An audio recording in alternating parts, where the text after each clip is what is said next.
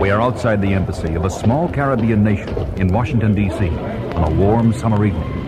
The police have cordoned off the building and are busy keeping the crowd back. All right, stand back. You two, over there. Hey, where do you think you're going? I'm Steve Austin, officer. Unofficial business. Oh, Colonel Austin, didn't recognize you. I've been assigned to look into this thing. Okay, Colonel, go right in. All right, folks, move along.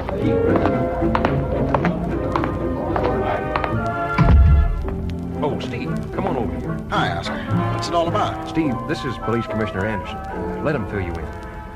Last night, we had a homicide at a small company called Caribbean Exports. An employee named Rodriguez found shot to death.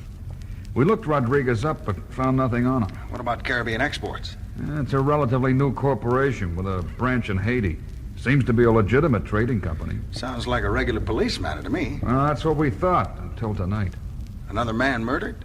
A minor official of the embassy. Delaney's his name. Found dead under almost identical circumstances. Bullet probably from the same gun that killed Rodriguez. Got to be a connection between them. It seems pretty obvious, but where do we come in? NASA has been working with Navy on a new short-range underwater missile. Yeah, I'm familiar with the project. And we've been making arrangements with officials at this embassy for the use of their territorial waters for laying underwater cables and other things connected with the test launch. And you think these murders may somehow be related to the missile project? It's a possibility that we can't ignore. Delaney was the secretary of one of the men we're working with. That's why I thought OSI should be called in. To be on the safe side, Steve, I want you to go down to Haiti. You'll be an American businessman in the export-import line looking for new items to buy. The next day, at a cafe in a small town on the south coast of Haiti, 3 executives of Caribbean Exports sit at a sidewalk table. I still think it was a mistake. So do I. There must have been some other way. There's no other way. Rodriguez and Delaney had to be silenced before they talked to the authorities. But murder! It would have been better to give them the bigger cut they wanted. There's plenty for everybody.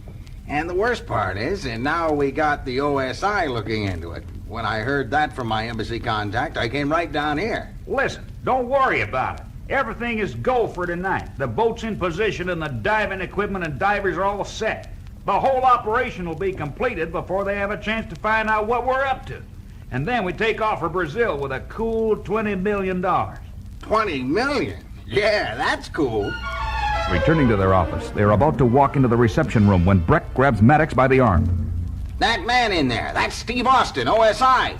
Are you sure? No mistake. I've seen him in Washington more than once. All right, okay, just play it cool. I'll handle him.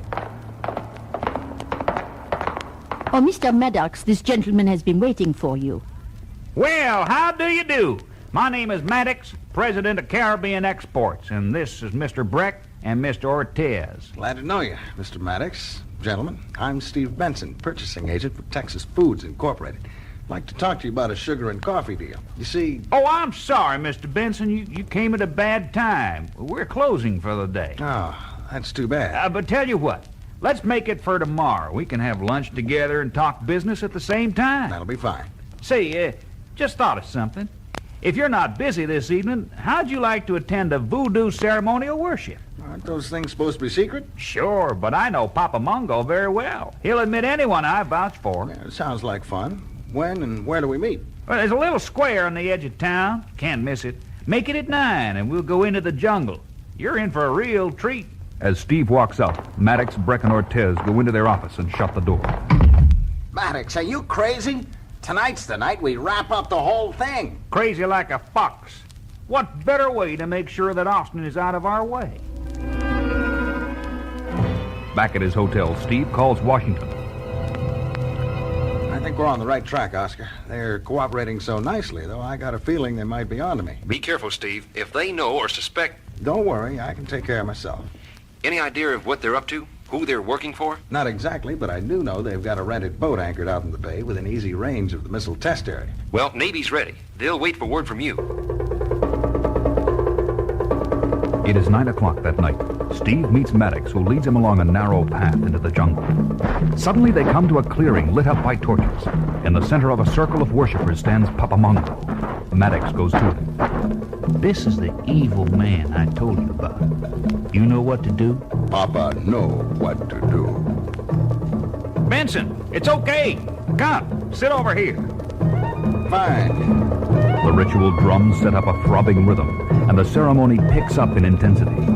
Papa Mungo, as though in a trance, stands rigid in the center, eyes seemingly shut. Suddenly, he utters a piercing scream and starts a strange ritual dance. This is the cue for Maddox. He slips into the jungle, thinking that all eyes would be on the voodoo priest, and that he couldn't be seen beyond the circle of torches. But he didn't count on the powerful vision of the Bionic Man. Maddox, heading into the jungle, toward the beach. I got to follow him. He starts to get up, but is restrained by two men beside him.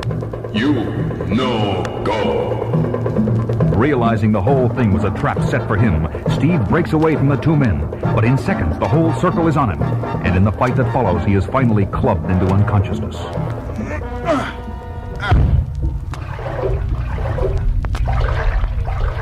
About an hour later, on board the chartered schooner South Seas, just off an uninhabited part of the coast. The divers should be in the cabin by now.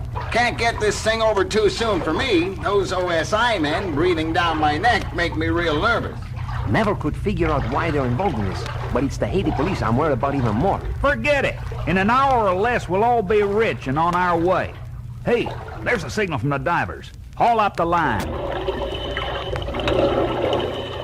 In a short time, the objective of the whole operation sits on the deck of the schooner, an 18th century treasure chest from a sunken Spanish galleon. Got it. It's open. Look at that! $20 million worth of Spanish gold and jewels. And it's all ours. Beautiful! Here come the divers. Give me a hand with them. Toughest diving assignment I've ever had. Almost couldn't get in the cabin. Yeah. Had to cut through some heavy cable wires blocking the entrance.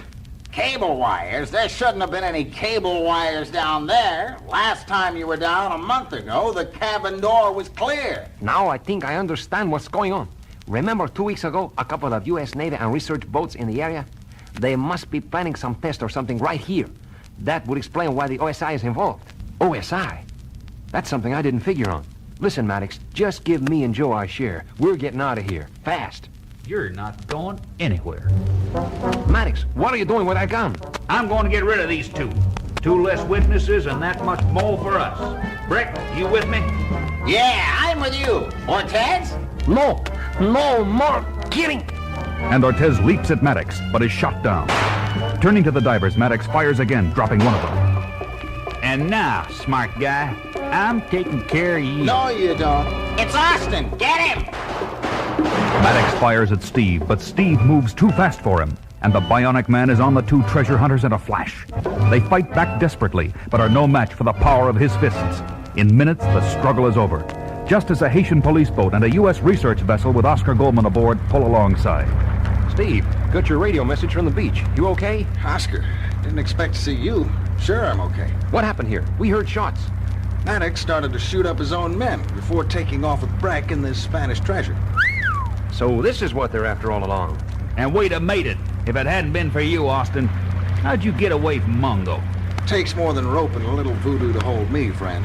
But the Haitian police have the right jail to hold these characters. They don't approve of treasure hunting and murder in their waters.